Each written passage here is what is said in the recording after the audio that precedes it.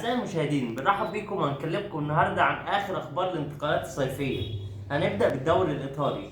روما عاوز يتعاقد مع سانشيز نجم باريس سان جيرمان الفرنسي. يوفنتوس الإيطالي عاوز يجدد عقد كييزا.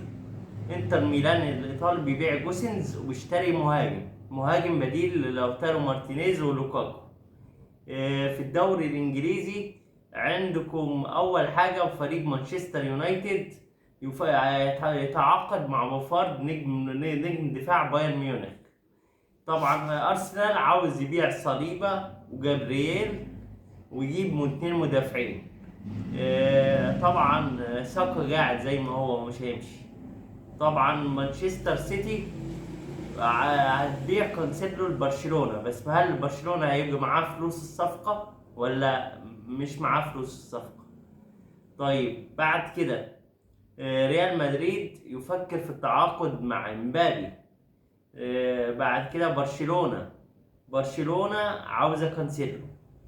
الدوري السعودي الاتحاد السعودي يفاوض محمد صلاح، والاتحاد السعودي عاوز محمد صلاح بكل الطرق.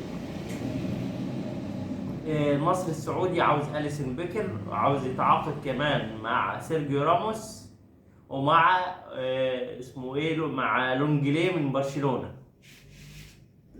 بعد كده ليفربول عاوزة تشاوميني من ريال مدريد بمبلغ 80 مليون يورو. طبعا بعد كده المنتخب السعودي بيتعاقد طبعا مع المدرب مانشيني مدرب منتخب ايطاليا. الهلال السعودي بعد ما تعاقد مع نيمار عاوز يتعاقد مع فيراتي من باريس سان جيرمان، وكمان عاوز يتعاقد مع حارس مع نافاس او ياسين بونو.